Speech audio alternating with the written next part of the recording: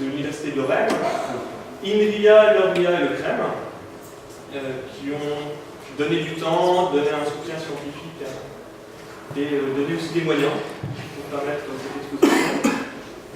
Je tiens aussi à remercier l'ARCO, l'association de recherche en sciences cognitives, et le master sciences cognitives, qui m'ont apporté un soutien scientifique.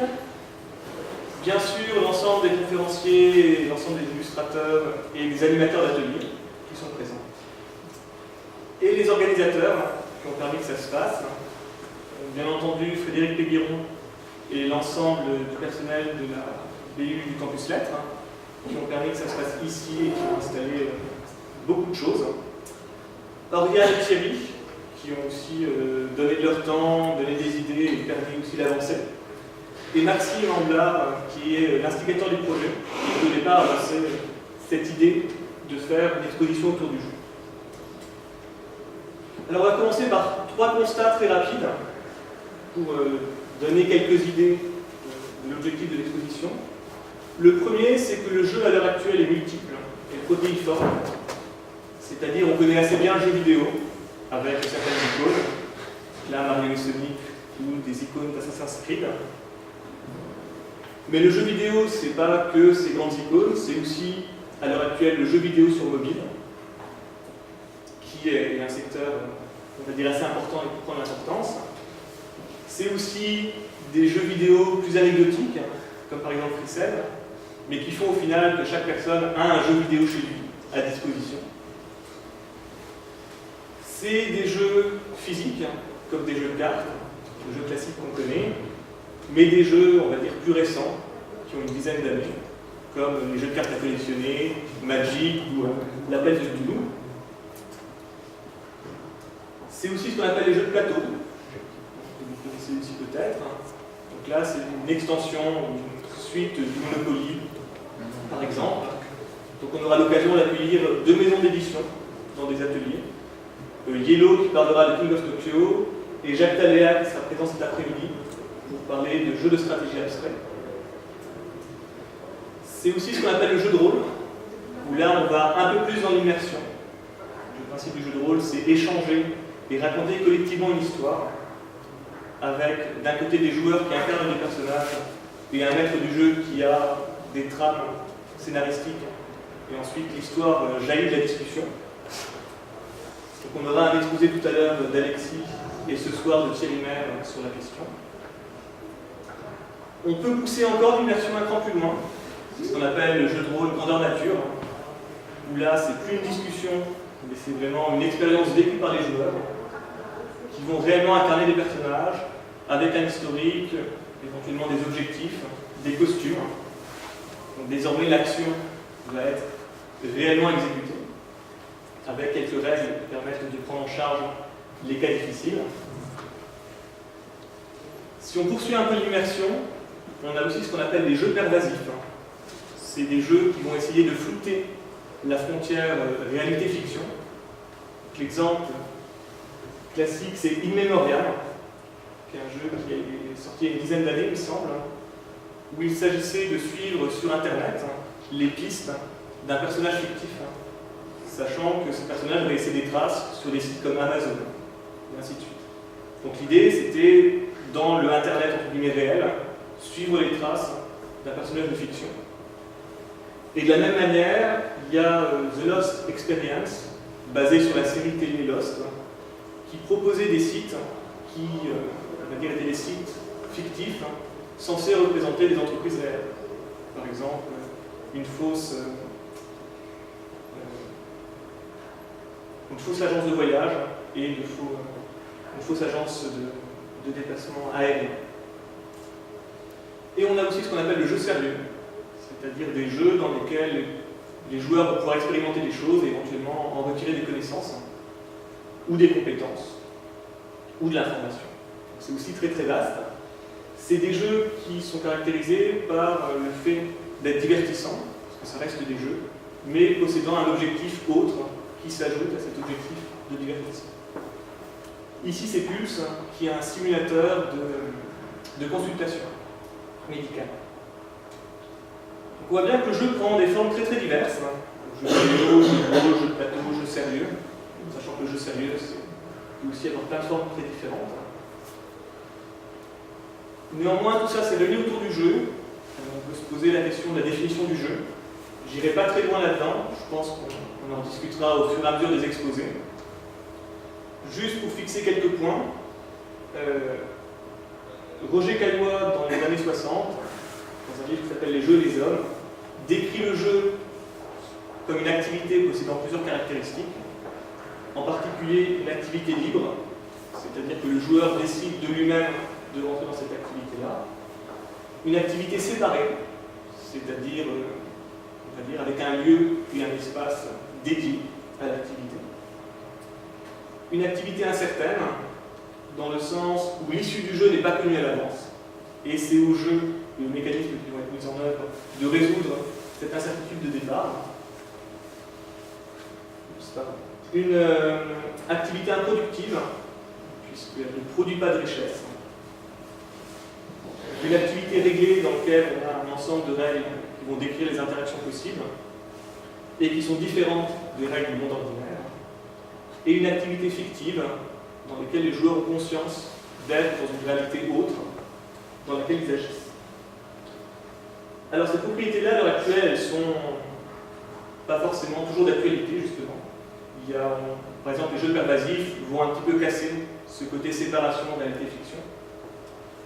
Et l'exposition sera l'occasion d'aborder certains de ces points-là. Un deuxième constat qu'on peut faire autour du jeu, c'est que le jeu est répandu.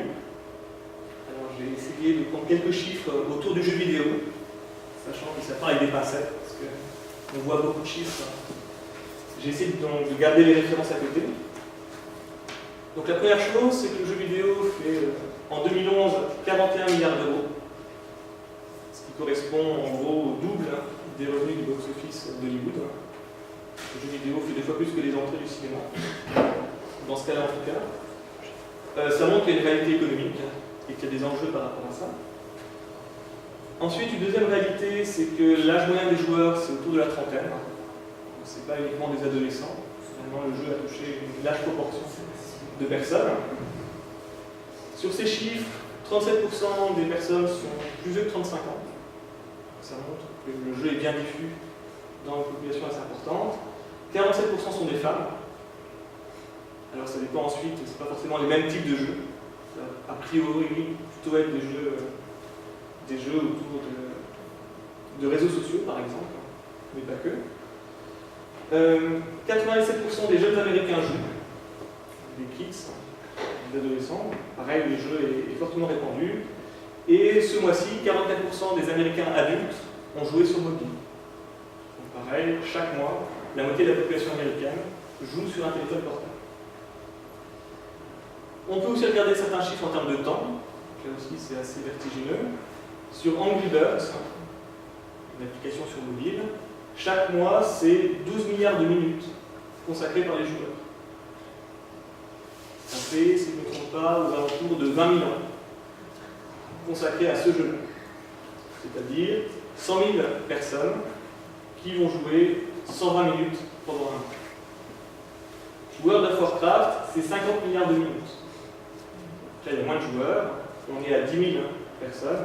Par contre, chaque personne va y consacrer par mois environ 4800 minutes. C'est de plus en plus disséminé aussi, c'est-à-dire que le jeu maintenant se retrouve dans plein d'activités, par exemple dans l'aspect communication-publicité, ce qu'on appelle les advert games, dans l'aspect transmission d'informations et d'activités, les news games, dans la formation, les jeux sérieux, certains jeux sérieux en tout cas. C'est aussi devenu un outil de communication, avec l'idée que le jeu est un média dans lequel il y a interaction, et donc le joueur va vraiment vivre une expérience et va la ressentir et elle n'est pas juste transmise directement dans un discours. Donc en expérimentant, on a une relation différente à, on va dire, aux idées qu'on souhaite transmettre. Et enfin, maintenant, presque tous les foyers ont accès à un jeu. J'ai parlé de Frixel, les téléphones portables aussi maintenant deviennent un petit peu des consoles, avec une offre en jeu très importante. Donc le jeu maintenant est disséminé un petit peu partout. Et enfin, le jeu est reconnu, ou est en train d'être reconnu. Il y a des expositions qui ont lieu de plus en plus, des musées qui consacrent des expositions temporaires sur le jeu, des livres qui revendiquent l'art ludique, c'est-à-dire l'art issu du jeu vidéo, issu des films d'animation, par exemple. Il y a des reconnaissances institutionnelles. Il y a peu de temps, certains game designers ont reçu la médaille de l'ordre des arts et des lettres. Et ensuite, il y a plein de livres, un certain nombre de livres qui sont en train de sortir ou qui sont sortis il n'y a pas très longtemps autour du jeu. Alors, j'en ai cité quelques-uns, la liste est bien plus grande, bien sûr. Juste pour signaler, par exemple, qu'il y a un livre aux éditions CNRS qui s'intéresse au jeu de rôle en tant que tel, en tant que sujet d'étude. Donc, pour faire un point sur l'exposition, l'idée au départ, c'est que l'exposition vient d'un module qu'on donne dans le Master Sciences Cognitives à l'Université de Lorraine. Ce module s'intitule Serious Game et Game Design. Et globalement, ça rassemble Sébastien Genreau du CREF, qui est ici présent, Fimouni du Lauréat et moi-même. Et la partie que je fais dans ce module s'inspire d'un livre qui s'appelle L'Art du Game Design, de Jesse Shedd. Et le cœur de ce livre-là, c'est de voir le jeu non pas comme une fin en soi, c'est-à-dire qu'un concepteur ne va pas construire un jeu pour construire un objet, mais comme un moyen permettant aux joueurs de vivre une expérience. Et si on voit le jeu de cette manière, finalement, le jeu devient une activité centrée sur l'humain, centrée sur le joueur, ce qui permet de réinvestir plein de compétences, plein de champs disciplinaires en lien avec les sciences cognitives. C'est-à-dire, si le game designer veut faire vivre aux joueurs l'expérience la plus complète, il va essayer de s'intéresser à ces disciplines-là. Et ces disciplines proposent des problèmes, on va dire très divers. En psychologie, on va pouvoir s'intéresser à l'étude des comportements du joueur. Que fait un joueur en jeu? Pourquoi est-ce qu'il va s'engager dans un jeu? Et pourquoi est-ce qu'il va rester dans ce jeu-là? On peut s'intéresser aussi aux modèles et aux perceptions que peut avoir le joueur au cours du jeu. Éventuellement jouer sur des attentes en modifiant des modèles attendus. On peut voir dans certains cas le jeu comme terrain d'expérimentation. Par exemple, l'idée de sort montrera demain comment des jeux ont permis de tester certains comportements, en particulier les comportements de groupe. On peut s'intéresser au jeu selon un aspect multimédia et information-communication. C'est-à-dire quelle histoire le jeu peut-il transmettre et quelle représentation le jeu peut véhiculer. En termes d'ergonomie, si le jeu est une interaction entre un joueur et un système, quelle image le jeu va présenter au joueur, quels sont les moyens d'interaction que le joueur aura à disposition. Donc c'est un peu toutes ces questions-là, et beaucoup d'autres, qui sont investies et qui sont un peu le sujet de l'exposition. On abordera ces questions selon différents ateliers ou exposés au cours des 2 jours. L'idée de manière générale, c'est de montrer que le jeu est un sujet d'étude en tant que tel. On peut justement l'observer selon différentes disciplines. Et de faire de l'exposition un lieu d'échange et de réflexion, avec d'un côté des spécialistes universitaires du monde du jeu, des professionnels issus du monde du jeu, et les personnes qui pourront passer et participer, sachant que tous, on a ou presque une expérience de ce qu'est un jeu. En termes d'organisation, juste pour resituer rapidement les choses, donc ici c'est le lieu d'exposition permanente, où on a des posters faits par les étudiants en sciences cognitives et des illustrations de professionnels du monde du jeu. Et on aura 2 journées d'animation. Donc aujourd'hui, de 14 à 16, on va s'intéresser aux jeux sous toutes ses formes. Donc on aura 2 exposés, un sur le jeu de plateau, un sur le jeu de rôle. Des ateliers interactifs qui auront lieu juste au-dessus nous permettront de discuter ensemble et avec différents intervenants sur des aspects précis du jeu. Le vernissage aura lieu à 18h30 dans cette salle. Et de 20h à 22h, on poursuivra avec des exposés de vulgarisation, toujours autour du jeu. Demain, on aura des exposés en matinée de 9h30 à 11h autour du jeu et multimédia, jeu et représentation. C'est-à-dire comment le jeu peut être vu comme un objet culturel. De 11h à midi, il y aura une rencontre avec les illustrateurs. Donc Jérôme Huguelin et Lucas Montgomery présenteront un petit peu leurs travaux. Et enfin, demain après-midi, des exposés autour de jeux et disciplines universitaires. Et enfin, de des ateliers interactifs pour permettre discussion avec tout le monde. Juste un point supplémentaire, des soirées jeux sont organisées à la maison de l'étudiant. Il y en aura une le 18 mars, qui sera centrée sur l'exposition et qui permettra aux gens intéressés de venir expérimenter certains dispositifs ludiques qui seront présentés ici. Donc n'hésitez pas à venir. C'est à la MDE juste derrière, entre 19h30 et 23h30. Donc, en conclusion, l'idée très très générale, c'est de dire que le jeu est vaste, qui touche à plein de choses actuellement, qui pose des problèmes dans de nombreuses disciplines, et qu'on peut le voir comme un objet d'étude à part entière, avec l'idée que le jeu peut aussi être transdisciplinaire et vu comme un outil de médiation. Voilà, je vous remercie pour votre attention. Je vous souhaite une très bonne exposition et je vais laisser la place aux premiers exposés autour du jeu de plateau.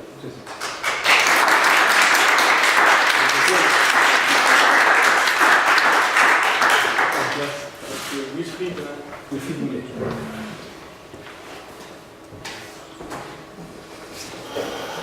Je m'assois. Ok. Alors, par rapport à ce que je vais présenter, juste expliquer un petit peu de quoi il va être question. Je vais chercher à présenter un petit peu donc, ce que peut apporter une réflexion sur le jeu de société et le jeu de plateau. Dans un premier temps, je vais essayer d'expliquer quelle méthode j'applique et puis essayer de montrer à peu près quel est son fondement et son intérêt. Donc, on y va. On va avoir besoin par contre de quelques exemples.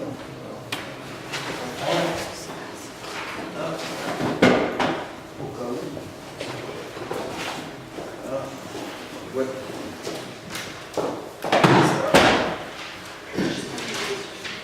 Bon, j'en aurais besoin.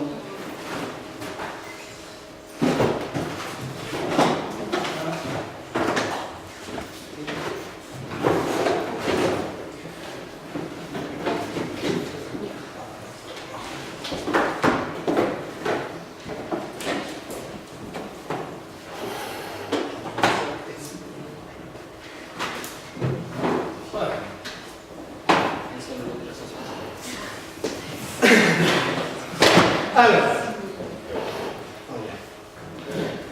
le propre des analyses du jeu, quand on y réfléchit un petit peu et qu'on regarde, c'est qu'elles ont fondamentalement deux sources. En effet, elles doivent beaucoup, semble-t-il, à la sociologie et à la psychologie, et ça en dépit de leurs contradictions méthodologiques fondamentales. Ce qui est intéressant, c'est que la sociologie et la psychologie n'ont pas du tout les mêmes méthodes d'approche, et pourtant, en fait, il semblerait qu'elles servent toutes deux à permettre les analyses du jeu et apportent en fait des développements et des idées pour les analyses qui se sont produites. Alors, l'étude sociologique, à l'origine, est inaugurée en fait par Huizinga en 1938, avec son fameux livre Homo Ludens, et elle a été aussi poursuivie par Roger Caillois, comme ça vous a été dit, en 1950 et en 1958. L'avantage de cette étude sociologique, c'est qu'elle a permis de sortir en fait l'étude des jeux de ce que Caillois appelle une histoire du jouet. Pendant longtemps, en fait, les jeux ont été considérés comme des jouets ou une partie en fait du monde enfantin et puéril. Et l'avantage au fond de cette sociologie, ça a été de permettre d'étudier les jeux comme quelque chose de fondamentalement sérieux et comme une véritable partie de la culture. L'intérêt au fond de cette sociologie, ça a été de montrer que les jeux pouvaient servir ou permettre au fond à la culture de se développer et même servir quasiment de fondement au fond à ce que la culture apporte. Alors l'intérêt de cette sociologie, c'est qu'elle souligne particulièrement l'aspect ritualisé du jeu, c'est-à-dire le fait que tous les jeux sont des constants recommencements et des lieux symboliques d'échange.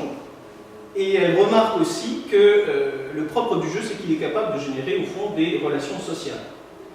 C'est-à-dire qu'elle permet au fond donc de faire culture et de développer la culture, de créer du lien entre les individus.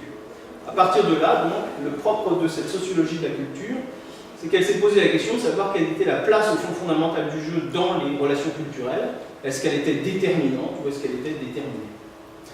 Du point de vue méthodologique, ce qui est intéressant en fait avec cette sociologie, cette approche-là, c'est que bien évidemment ça a été une approche assez innovante en fait sur le monde ludique, mais le problème c'est que c'est une approche exclusivement objective, c'est-à-dire qu'à proprement parler, elle recherche avant tout donc à cerner le jeu comme objet et de cerner au fond et essayer de saisir au fond les pratiques comme objet visible. Elle cherche au fond à saisir les éléments comme des choses déterminées, objectives et visibles. Alors, ça se traduit par deux résultats qui sont assez connus. Le premier, donc, ça vous a été présenté, une définition à peu près objective de ce que le jeu peut apporter.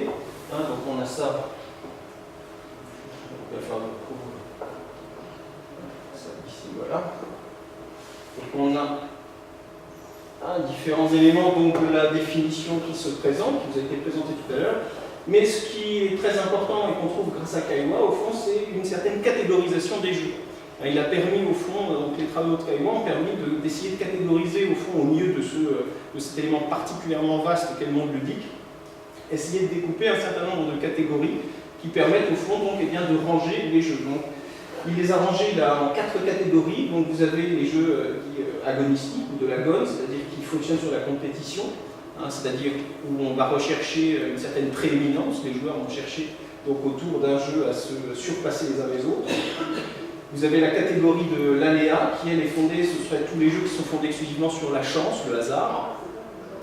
Les jeux de simulacre, qui font appel à la mimicrie, où là il est question donc, des jeux symboliques tels qu'on les trouve chez les enfants, un enfant qui va jouer à la poupée, qui va jouer donc, à faire la cuisine, etc., à imiter maman, papa, tout ce qui va être de l'ordre de la panoplie, du costume, etc. Et vous avez donc les jeux qui seraient de type ilingue, c'est-à-dire qu'ils font appel au sentiment de vertige, au sentiment de vertige, c'est-à-dire où l'individu ici teste les limites finalement de son corps et se confronte donc eh bien, à une expérience, ce qu'on pourrait appeler une expérience limite. Donc ce sera le manège, l'ivresse, etc. que proposent certaines attractions foraines. Alors d'un autre côté, à côté de cette étude sociologique, donc, il existe une étude psychologique, biopsychologique, c'est-à-dire, elle est déjà présente bien évidemment dès Freud, dès les analyses freudiennes. Il s'agit généralement d'insister au fond sur les passions du sujet, sur les besoins et les mécanismes psychiques qui peuvent pousser finalement l'individu vers le jeu. Donc dans Jeu et sacré, Caillois résume assez bien donc, cette conception de la façon suivante. Les différentes conceptions qu'elle propose sont les suivantes.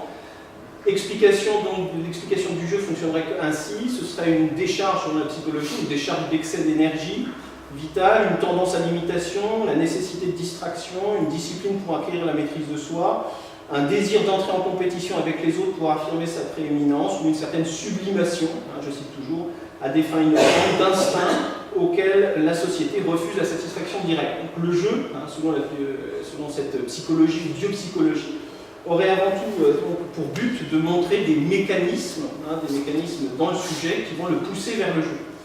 Donc le propre de Caillois, c'est qu'il résume ainsi la biopsychologie. Il souligne au fond le problème de ces explications-là. Ces explications, selon lui, sont avant tout partielles et elles s'appuient au fond, selon lui, sur des motivations qui sont avant tout subjectives. Le problème fondamental de la psychologie, c'est qu'elle n'expliquerait finalement que des approches subjectives sur le pourquoi, au fond, le joueur se met à jouer. Alors, ces deux analyses, la sociologie et la psychologie, si elles sont bien, contradictoires en leur méthode, leur conception, elles n'ont pas du tout la même approche, ce qui est intéressant, c'est qu'au fond, elles ont deux conséquences assez inattendues qui sont au fond deux points communs. La sociologie et la psychologie fonctionnent sur un même principe. Tout d'abord, au fond, elles ont en commun leur conclusion. Ce qui est intéressant, c'est que autant la psychologie que la sociologie s'achèvent au fond toutes les deux sur une certaine critique éthique du jeu. C'est-à-dire que l'on trouve, il est assez communément entendu aujourd'hui, on le voit beaucoup, c'est très à la mode, cette question que la psychologie, au fond, rappelle à quel point il y a un danger à la passion pathologique pour le jeu. On entend beaucoup parler de ça, ce côté effectivement dangereux, morbide, que le jeu peut pousser au fond finalement des individus jusqu'à la limite de leurs possibilités. Donc on retrouve ici quelque chose que l'on trouvait déjà chez les anciens, une sorte de méfiance, on pousse à la méfiance face au jeu. Mais ce qui est intéressant, c'est qu'on trouve aussi ce genre d'analyse, au fond, chez Caillois. Caillois lui-même, au fond, finalement, insiste sur le fait que, quand il parle d'une certaine corruption des jeux, il insiste sur le fait que une sorte de déviation décisive, selon lui, du jeu, c'est le mauvais joueur. Caillois fait une longue critique, au fond, de ce qu'il appelle le mauvais joueur, qui serait d'une certaine façon, au fond, presque le responsable d'un certain déclin de la civilisation. Si le jeu est fondamental dans la civilisation et dans la culture, eh bien pour lui, le mauvais joueur, au fond, est un élément extrêmement dangereux, qui peut remettre en question, finalement, eh bien, les structures de culture et d'échange. Donc, déjà, premier point commun, cette idée de critique éthique. D'un autre côté, ce qui est très intéressant, c'est que la sociologie, la psychologie s'achèvent sur un point de vue assez comparable, qui est le fait que le rapport, ils pensent de la même façon, finalement, le rapport entre le joueur et le jeu.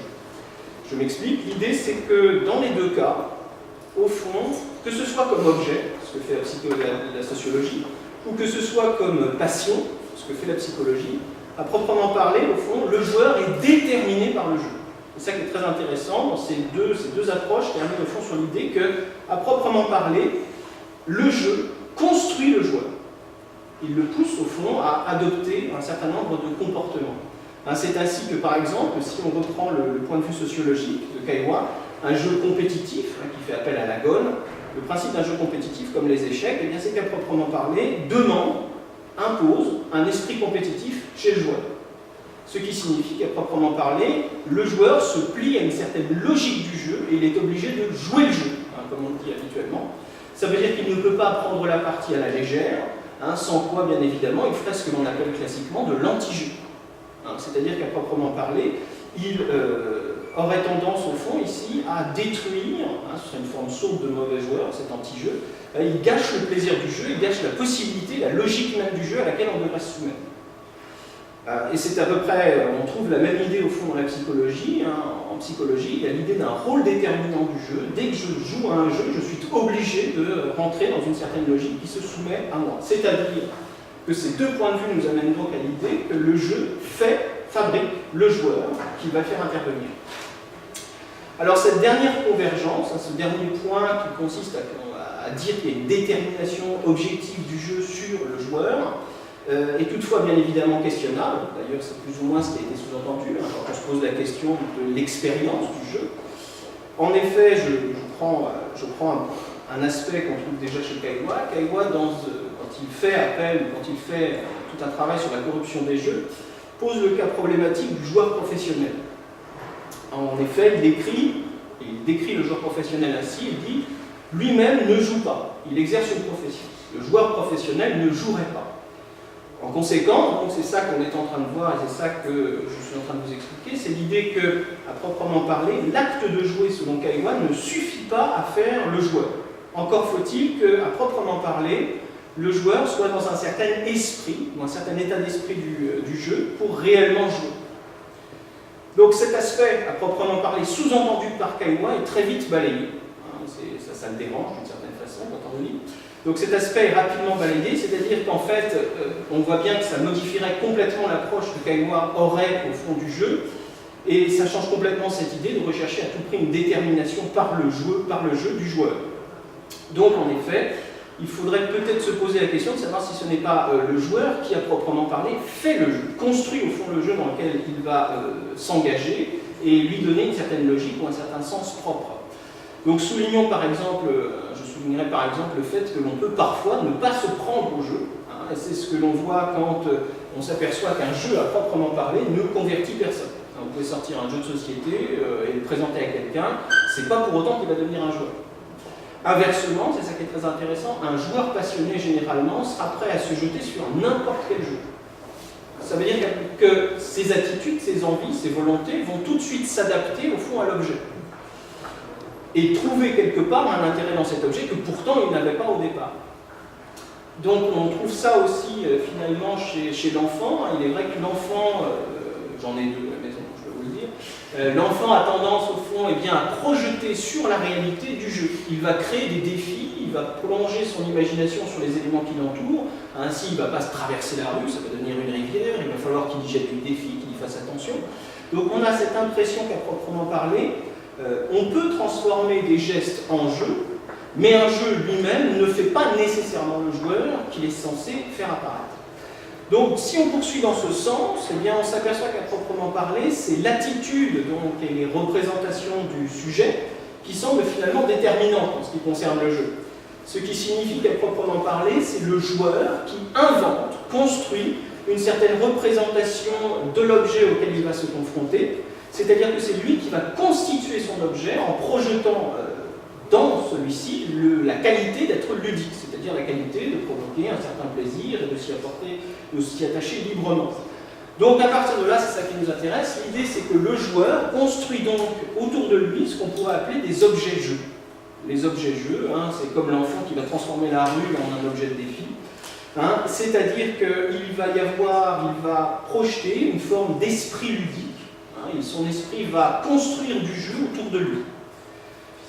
Et dans un certain sens, ça lui permet de se réapproprier à partir de là le réel.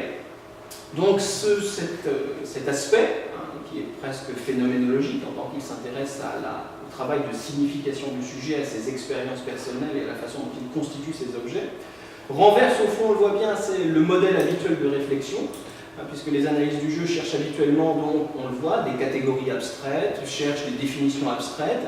On s'aperçoit qu'à proprement parler, donc, ce n'est pas dans cette recherche d'abstraction que le jeu va, semble-t-il, apparaître ou se définir, puisque le problème généralement de ces définitions, un peu comme celle de Caillois, un peu comme ces catégories, c'est qu'elles sont tellement abstraites et générales qu'à proprement parler, on peut subsumer beaucoup de choses dessous, y compris ce qui n'est même d'ailleurs même pas du jeu. Je pense à une définition qui est pourtant habituellement acceptée dans le monde du jeu. On la trouve chez Colas Duflo dans Jouer et philosopher. Il a cette définition selon laquelle le jeu est l'invention d'une liberté dans et par une égalité. Ce qui est intéressant donc, dans ce rapport entre la règle et la liberté, eh c'est de s'apercevoir qu'à proprement parler, on peut quasiment passer toutes les pratiques, toute la praxis humaine sous cette définition-là, pas seulement les pratiques ludiques. En effet, la morale kantienne fonctionne sur l'idée d'une liberté qui se réalise dans des règles et qui va à proprement parler, qui dépend des règles. Donc, c'est ça qui est problématique. Comme les catégories qui sont inventées par Caillois, on a le même problème. Elles sont beaucoup trop générales, elles fonctionnent comme des idéaltypes, un peu à la manière de Max Weber. Elles ne permettent pas de figurer concrètement des objets. Ce qui est très intéressant, c'est que la plupart des jeux, d'ailleurs autour de moi, font systématiquement appel à la gone, à l'aléa ou à la mimicry. On trouve rarement des jeux qui soient totalement aléatoires ou totalement sans compétition. Il devient difficile au fond de considérer que ces catégories permettent réellement de saisir ce qui fait le jeu. Elles sont tellement générales et abstraites, elles découpent plutôt finalement l'idéal de mécanisme, de principe, mais certainement pas au fond ce qui fait l'objet sur lequel on doit travailler. Donc à partir de là, c'est ça qui nous intéresse, c'est plutôt donc en conséquence, le jeu n'est donc peut-être pas définissable comme objet. Il faut plutôt regarder ou rechercher du côté d'une expérience ou d'une pratique. Il semblerait que le jeu, au fond, ait un intérêt, ou la réflexion sur le jeu a un intérêt quand elle va rechercher dans la façon dont il va être pratiqué, dans la façon dont le sujet, au fond, s'y attache. On va pouvoir à ce moment-là, au fond, comprendre ce que le jeu nous apporte, ou comment il fonctionne, et peut-être même espérer de comprendre ce qu'il est.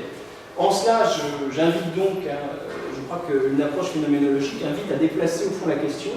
Je crois que les questions n'est pas tant de savoir qu'est-ce que c'est que le jeu, mais plutôt de savoir comment nous jouons. C'est-à-dire, au fond, qu'est-ce que l'on fait quand on joue, comment on se comporte, qu'est-ce qu'on recherche à proprement parler dans le jeu. Il est clair que ces approches plus subjectives, au fond, ou en tout cas plus expérimentales, ont au moins cet avantage peut-être de nous éclairer sur la façon dont on peut tirer quelque chose du jeu. Alors, ce qui est intéressant, c'est que Caillois ouvre une piste quant à cette approche. En fait, il a une distinction un peu moins connue que ces 4 catégories. Il a une distinction un peu moins connue qui sont la fameuse distinction entre la paidia et le ludus. Alors, j'ai ça quelque part.